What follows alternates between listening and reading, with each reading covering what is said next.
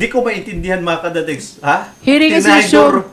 Tinraidor mo si Inday Sara Duterte, nagsisinungaling ka tapos may paiyak-iyak ka dito. Bakit? Maybe we...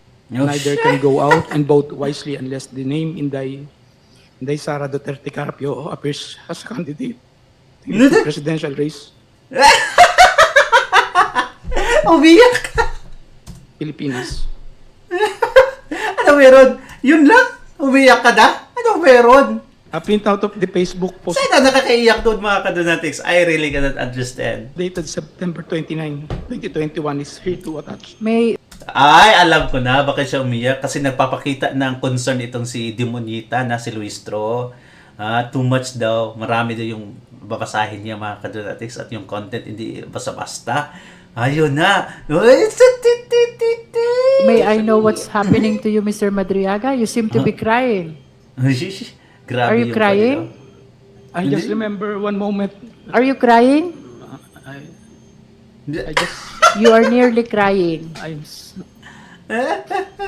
May I just put it on record that while reading these portions of the affidavit, Ay, naku, mga the demonyo. resource person, Ramil Madriaga, is breaking into tears. Can we go back to where you feel where you felt frustrated and you're nearly crying? Which part of your affidavit is that? Can we Wow, part sa script ha? go back to that? number 46 Ay, po, nako. Madam Chair. Number 46. Luod kayo. Let's go back Nakakasuka to talaga number itong mga 46. dagboy na itong mga kadonatics. Okay, you may read from 46, Mr. Madriaga. Oh, so, it means mga kadonatics ay talagang love na love niya si Inday Sara Duterte. Naiyak siya eh. Na hindi natatakbo si Inday Sara pagka-presidente. Eh kung totoo to mga kadonatics, love na love niya. Ay nako. For sure dito mga kadonatics ha, sinabihan nila dapat iiyak ka dito ha. Sa 46, while nagbasa ka dito, iiyak ka. The same day, I posted the screenshot of our video conference on my Facebook account with the caption just telling her, I cannot vote intelligently without her Saan name nakakayak dyan? on the ballot. Neither can go out and vote wisely unless the name Inday Sara Duterte Carpio appears as a candidate in the 2022 presidential race. Alam mo,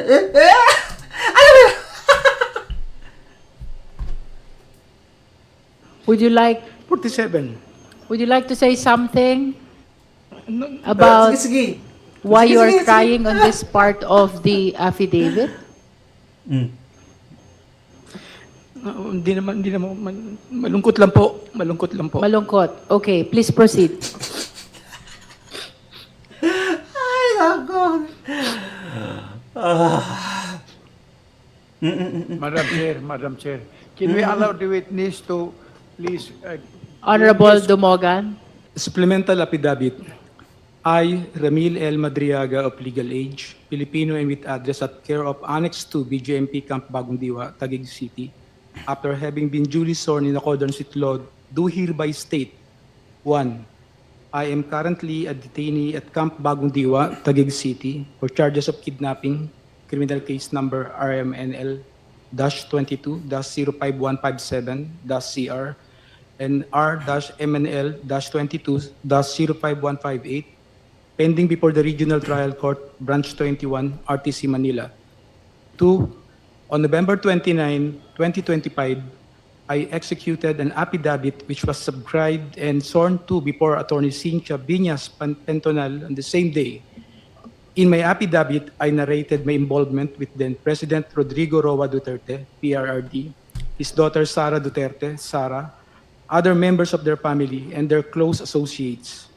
More specifically, I provided a personal account of the various works I did for the aforementioned individuals, including campaign and organizing activities, intelligence gathering and sabotage, and transportation of large sums of money under the direct instructions of either PRD or Sara. 3. With my consent, my affidavit was submitted and referred to the Office of the Ombudsman through a letter dated December 15, 2025. Mga kadonatics, ito yung pinaka-reliable nila na source mga kadonatics na idiin si Sara Duterte. Pinaka-reliable nila, isang kidnapper. Ang daming kaso mga kadonatics. Ito, Diyan pa lang malalaman na natin mga kadis kung ano tong klaseng mga taong to. Devil's Committee. 4. After I executed my affidavit, I learned that Sarah denied any affiliation with me and that she has no personal or professional relationship with me. She added that she has never given me any instruction of any kind. 5. I received through my counsel a copy of complaint dated March 4, 2026, filed by Sarah or BP Sarah herself before the Office of the City Prosecutor, Taguig City, for perjury. In her complaint, BP Sara reiterated that she has no personal or professional relationship with me. In fact, prior to the dissemination of the Madriaga affidavit, BP Sara had no recollection of knowing, meeting, or interacting with me. 6. However, her denial of any affiliation with me is absolutely false. She lied under oath in her perjury complaint against me. Kulang sa pansin itong si Hence, Madriaga. I decided to execute a supplemental affidavit providing further details on the narration I made in my previous affidavit with additional accounts of other orders, tasks, or works given to me by either PRD or Sara, or BP Sara. Engagement activities with President Rodrigo Roa Duterte. Sige. 7. Prior Ako na lang yung natutuwa dito mga kadinatis. Hindi ako na bahala kasi kahit anong mangyari dyan sa Kamara, hindi yan pwedeng ma-impeach si Inday, hindi ma-impeach si Inday Sara Duterte sa Senado mga kadinatis, and that's the reality.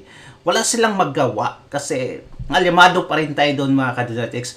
Dito, for sure, 99.9% mga kadinatis talagang against sila kay Inday Sara Duterte.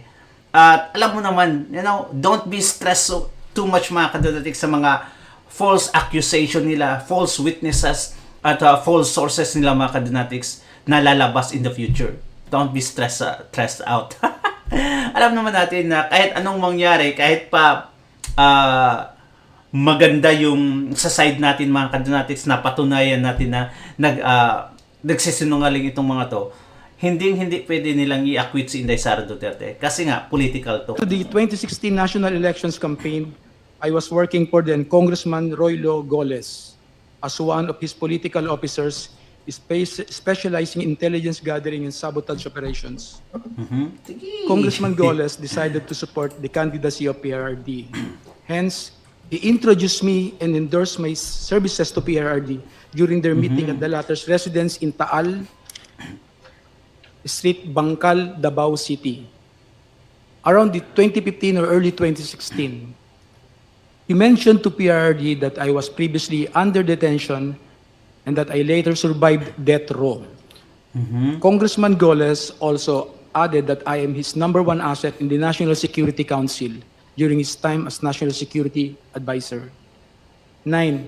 When PRRD was elected president, Cong Goles' brother, Ferdinand Goles, was appointed as a member of the Board of Directors for the Basis Conversion and Development Authority, BCDA. On the other hand, PRRD directed me to serve as a counterintelligence agent for the National Security Council. 10. However, I was never under the employ of the Office of the President or any government agency. Instead, I was directly employed by PRRD. I received my salary from a certain canlas, a PNP officer, previously from Davao, at the start of every month in the amount of 100,000 pesos to 150,000 pesos in cash. 11. As part of my duties, PRRD specifically instructed me to monitor, operate, and sabotage former Senator Trillanes. However, PRRD was apprehensive in ordering the assassination of Senator Trillanes. Wow! Wow! Assassination talaga mga kadinates. Kung nag-order pa si Tatay Digong, matagal nang namatay itong si Trillanes mga kadinates. That's for sure. Ha? Ang dali niyan. Ay, nako. Because of the latter's support and contact in the armed forces of the Philippines. 12. Sometimes in 2018, PRRD asked BP Sara, to go to his home in Taal Street, Bangkal, Davao City, to discuss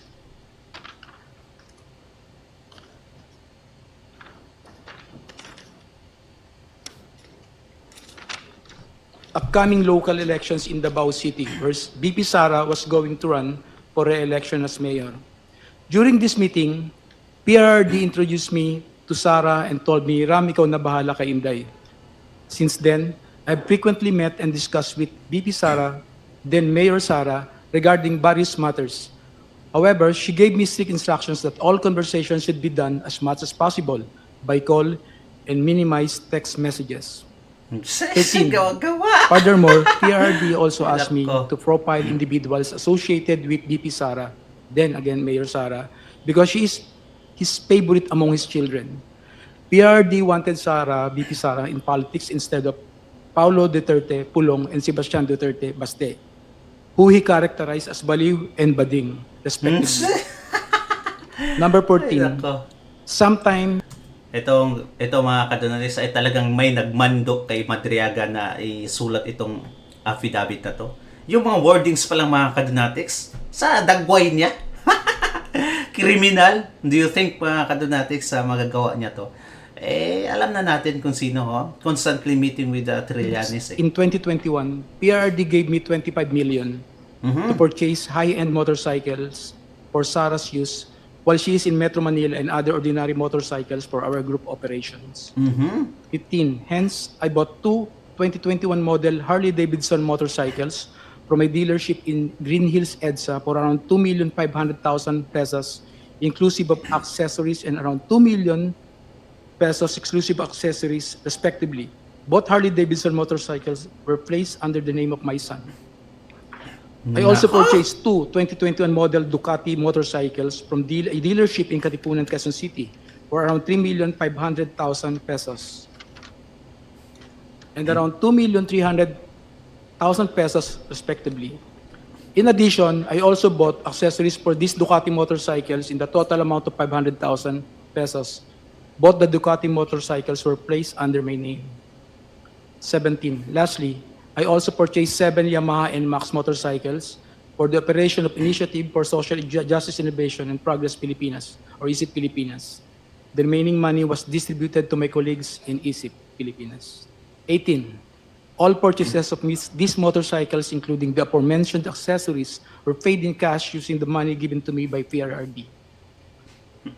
Custom magnetic lifter transaction with Attorney Manscarpio. Sometime in 2017 or 2018, PRD told me to assist the husband of Sara, Attorney Manasseh Manscarpio, regarding a problem with the Bureau of Customs. However, no specific details were provided by PRD. Thereafter, Attorney Mans called me. We later decided to meet in front of a coffee shop in Burgos Circle in Bonifacio Global City, Taguig City. During our conversation, he asked me to assist in facilitating the release of what he called construction equipment, which was plugged and confiscated by the Bureau of Customs. Attorney Mans gave me a contact person, a female lawyer, to coordinate with it regarding the BOC problem.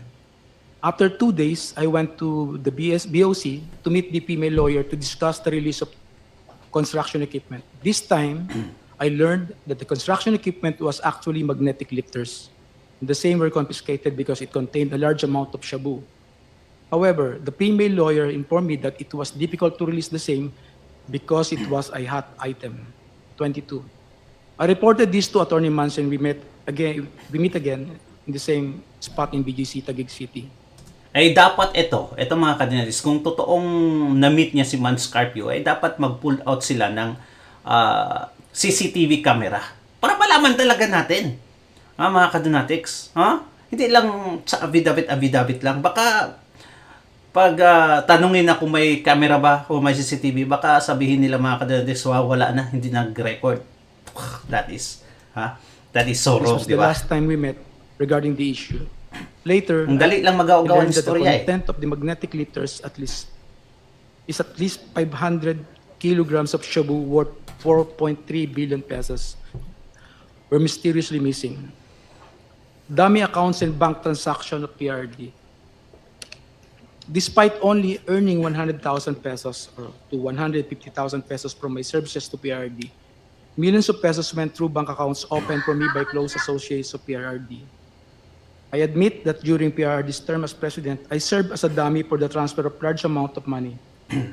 These transfers were made through bank accounts that were opened under my name, which include but are not limited to the following: China Bank, Legazpi Village, Makati City; China Bank, Main Makati City; China Bank near the power station at Ayala, Makati City; PNB Makati Metropolitan Avenue Branch, Makati City; an unknown bank in Pasig City, C. Raimundo. Yes, If I may interrupt, Mr. Madriaga, COMSEC, kindly continue flashing on the screen the pages of the affidavit from where the resource person is reading. And kindly speak closer to the microphone, Mr. Madriaga, Apo, please. Madam Chair. Thank you. Sige, Please tarungin continue. nyo, tarungin nyo. 25. However, I have never personally opened these accounts or appeared before the said banks to process any application in relation thereto.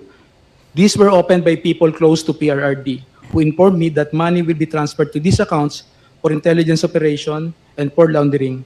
I was later instructed to sign an entire checkbook where the amounts and pays are left blank. I agreed to do this because at the time I had complete trust in PRRD and his close associates. Stay. 26. Ang dali lang magawa ang ganito mga kadinatics ng akusasyon. Doon pa lang sa statements niya mga kadinatics na mali-mali sa affidavit. Siguro I don't think mabasa natin dito kasi supplemental lang to. Pero sa main affidavit niya mga kadinatics ay talagang ang daming mali. Yun ay pinoint out nila Inday Sara Duterte at kanyang On abogado. some occasions, PRD would call me to inform me that someone from the aforementioned bank would contact me to confirm a withdrawal or encashment.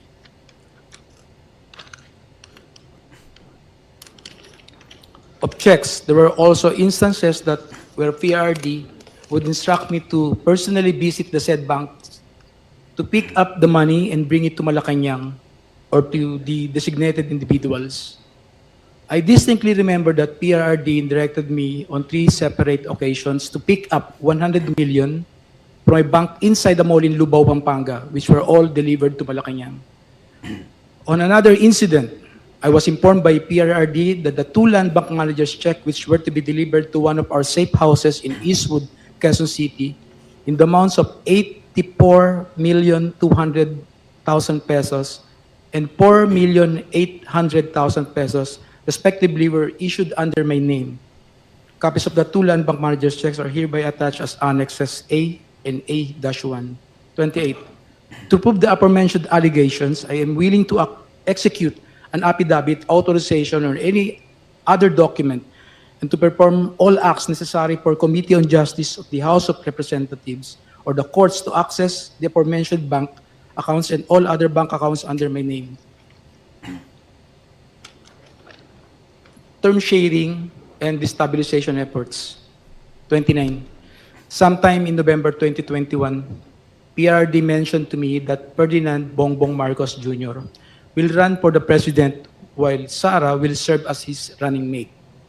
PRD added that a few months ago, BBM and Senator Amy Marcos visited him to discuss a possible alliance to the 2022 national elections. During this meeting, BBM was able to convince PRRD to have Sara as BBM's vice president. However, they also agreed that by 2025, BBM will voluntarily step down to give way for a Sara presidency.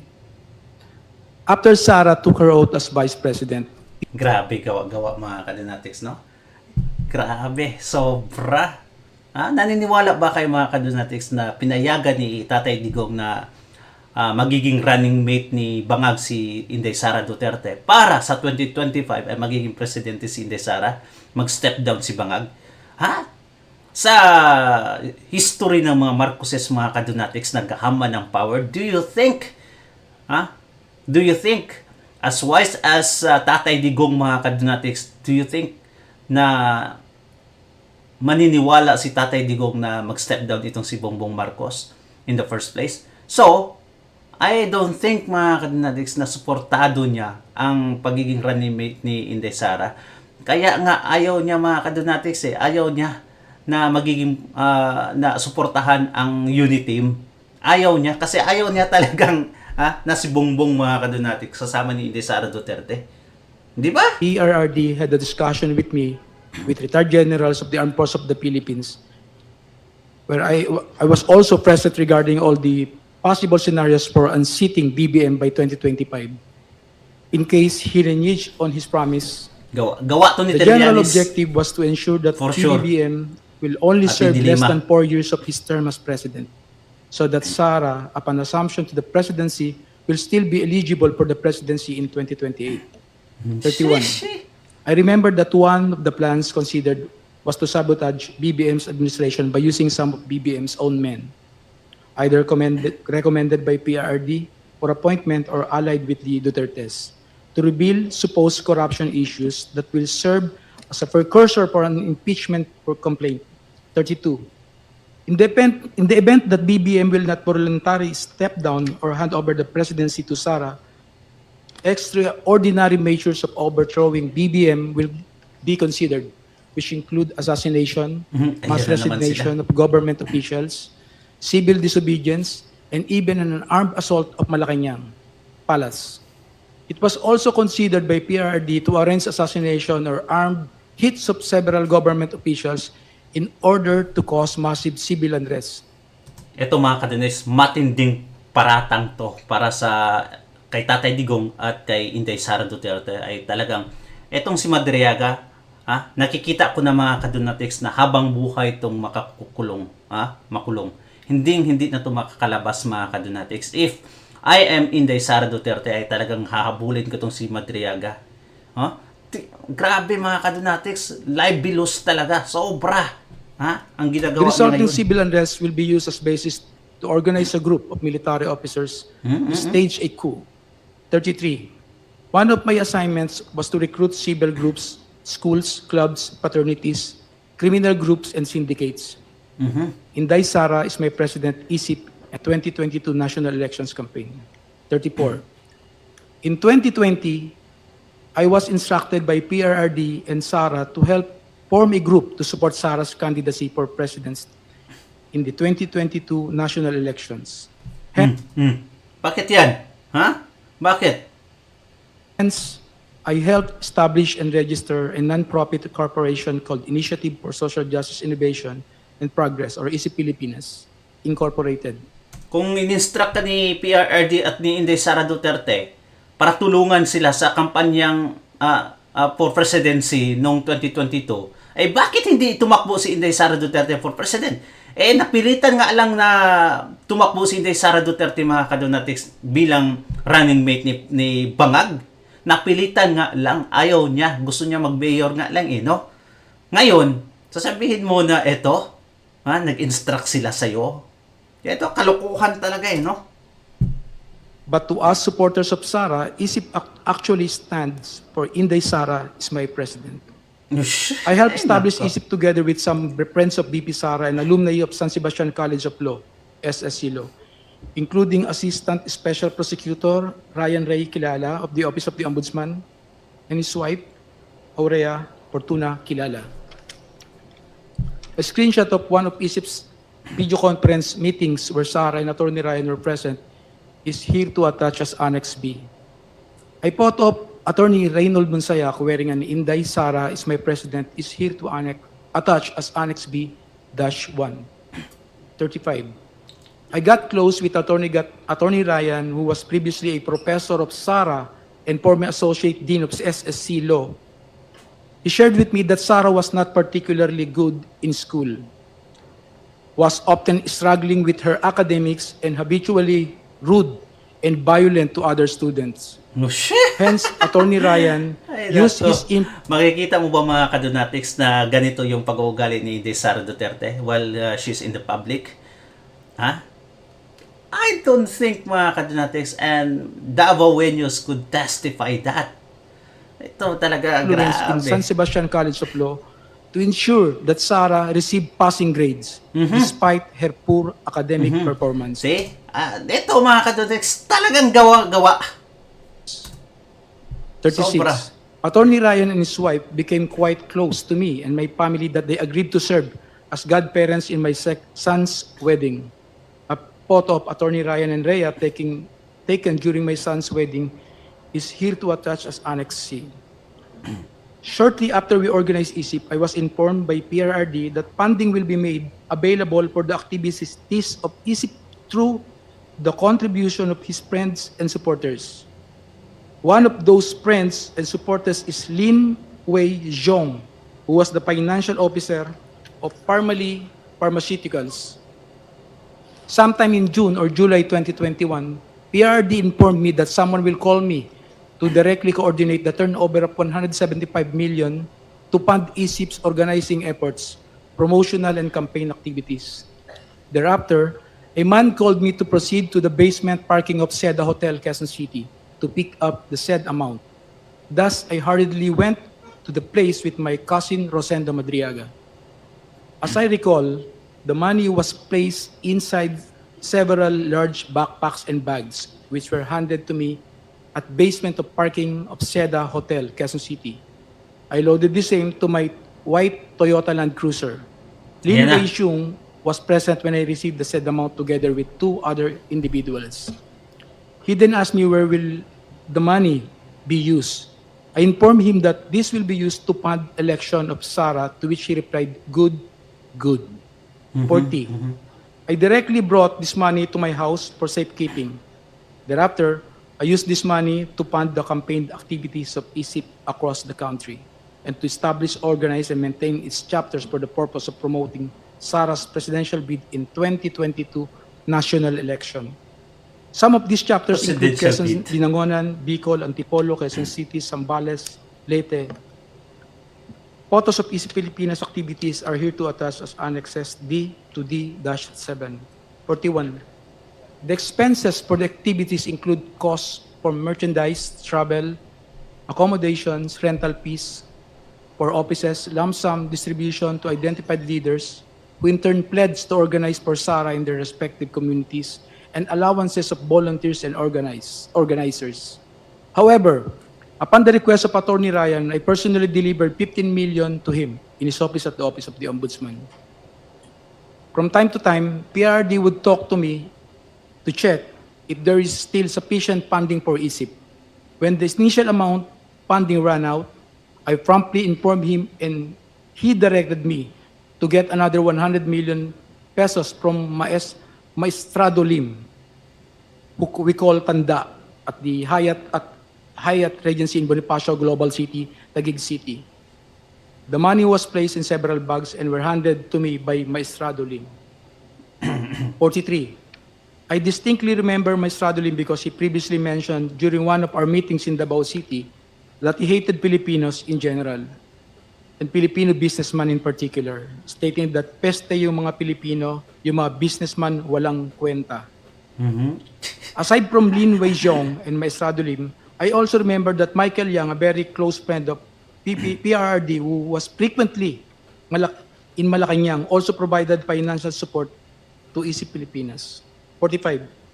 On September 29, 2021, Trillates. and despite our extensive campaign activities, I was informed by Sara that she will no longer run for president and will instead run. Can you imagine that, mga kadonatics? Ha? Ang milyon-milyon na ang nagasto mo to prepare for her presidency. Tapos, eto lang, sasabihin lang ni Sara Duterte na I'm not going to run for presidency anymore. Ganon lang? Ilang milyon na? 100 million mga kadonatics? Ha? Sobra pa nga, nasa 300 million na. Tapos, ganun lang, sabihin lang ni Sara Duterte na ayaw niya nang tumakbo.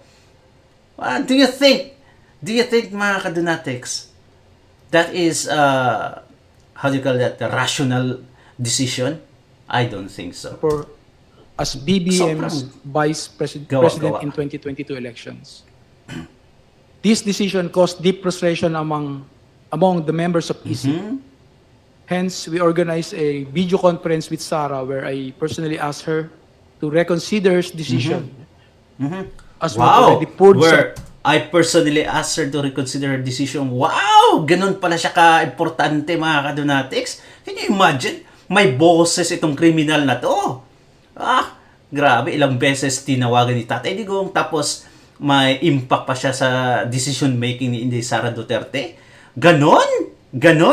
Baka convince mo ang isang, anak ng president? Nako, mga kadonatics. substantial effort toward promoting her candidacy for president through ESIP. During our video conference, I also noticed the painting I personally gave her as a gift.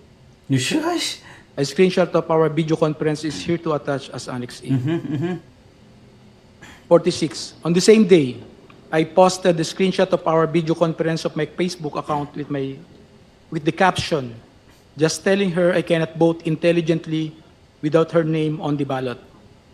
Neither can go out and vote wisely unless the same Inday Sara Duterte Carpio appears as a candidate in the 2022 presidential race is si Pilipinas. Oh, so kung totoo to, naniniwala ka na ganun katindi si Inday Sara Duterte? Ha? You cannot vote wisely, mga kadunatis, kung wala yung pangalan ni Inday Sara Duterte sa balota. So it means, trusted mo si Inday Sara. Ha? May kumpiyansa ka. Kung ganyan, tapos bakit mo sisiraan, di ba? Bakit mo ganito?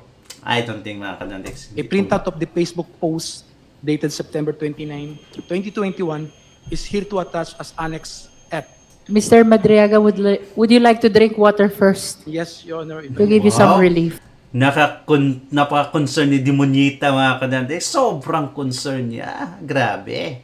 Di ba? This is Ganyan ang quite a Demonita. lengthy affidavit. Please provide him some water. Uy, parang naiiyak si Demonita. Oh. Thank you po, Madam Chair. Shee.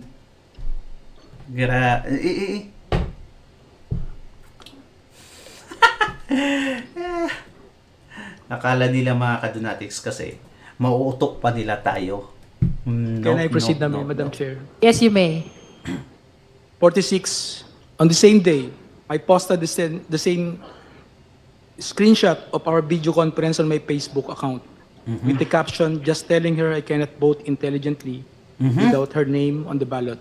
Oh, Neither can go out and vote wisely unless the name Inday Sara Duterte Carpio appears as a candidate in the presidential race,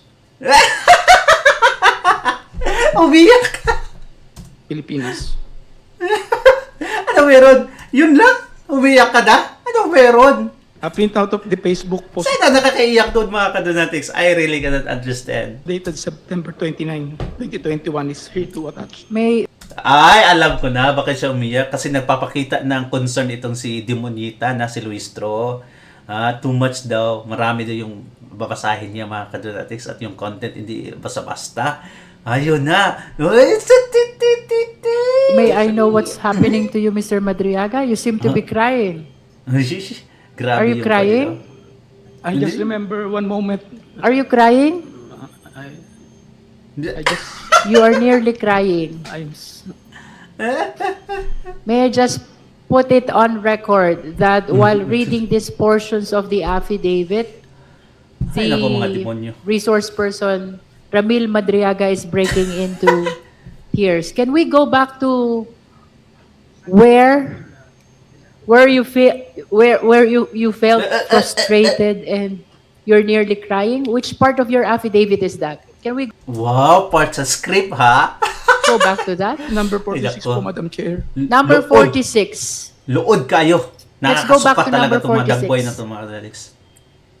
Okay, you may read from 46, Mr. Madriaga.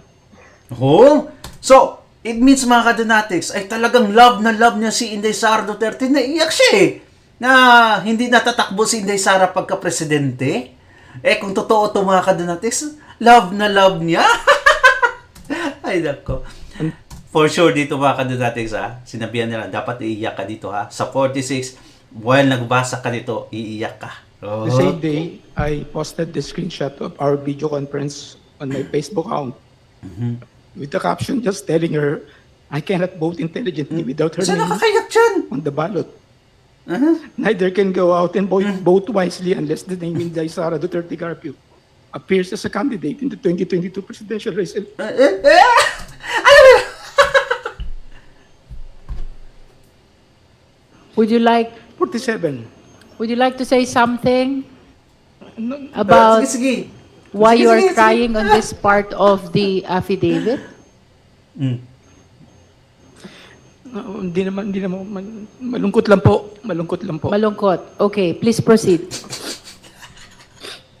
Ay, nako. Madam Chair, can we allow the witness to please? Honorable get his- Dumogan. Thank you, Madam Chair. Can we allow the witness to please get his Yes. composure before he will continue? Yes, we are temporarily suspending to give time to Mr. Madriaga to console himself. Ay, nako. Ay, piskot mga kadadig. Piskot talaga. So, yan na. Na! Ano meron? Hindi ko maintindihan mga kadadigs. Ha? Hearing is resumed. Tinraidor mo si Inday Sara Duterte, nagsisinungaling ka tapos may paiyak-iyak ka dito. Bakit? Maybe we can Compose themselves. Mhm. Cities, provinces where Sara was scheduled to visit and campaign. In several of these campaign sorties, I personally joined Sara together with other members and volunteers of ISIP, which to us now refer to Inday Sara para sa ikalawang Pangulo. Photos of Sara and me in several campaign sorties are here to attach as Annex G to G-3. 48. During one of the activities of ISIP in Bataan, I got to know a group of farmers who were asked. Alam niyo mga kadinatis, kahit anong mangyari, kahit anong outcome nito, I would never give up on my support mga kadinatis para sa mga Duterte. Walang perfect na liderato. Walang perfect mga kadinatics. Sino ba? Ha? Name it.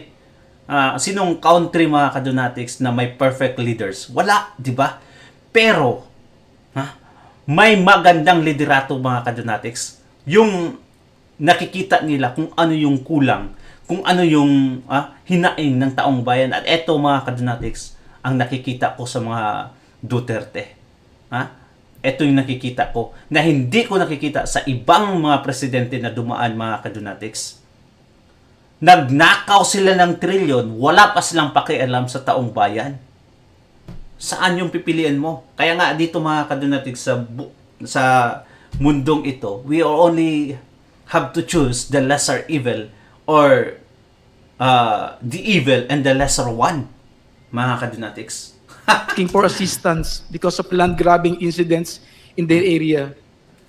I tried assisting them and I discovered that the entity behind the land grabbing in First Bataan Maribeles Holdings Corporation. More than a year later, I informed Sara about this concern and she told me to bring the group to one of her residences in Metro Manila located at Serendra Bonifacio Global City, Taguig City. I asked the group of farmers to wait outside of Serendra as I went to talk to Sara. When I mentioned to Sara the First Bataan Maribeles Holdings Corporation is the one involved in the land grabbing incidents, she told me that she cannot do anything and that she will no longer meet with the group of farmers. Through ISIP, I also came to know Attorney Reynold Monsayak, who likewise provided valuable support to ISIP. In recognition of his efforts, ISIP awarded him a certificate of recognition and appreciation at Nomu Bashu, Thomas Morato, Quezon City. Attorney Monsayak was later appointed as the spokesperson of the Office of the Vice President. Well, anyway mga kadonatics, hanggang dito na lang tayo. May the hearing is actually still ongoing mga kadonatics at ayaw ko na makinig sa mga kasinungalingan nila. Sobra na. Siguro, part of it mga kadonatics part of it. I'm not telling all are lies. No? Part of it, may mga katotohanan nangyayari na which is naman hindi kasama or connected sa mga Duterte. Comment down below mga kadonatics at babasahin natin yung especially yung pag-iyak-iyak ni Madriaga na alam naman natin mga kadonatics part of the script nila. Thank you so much and God bless you mga kadonatics. Palagi. Bye-bye.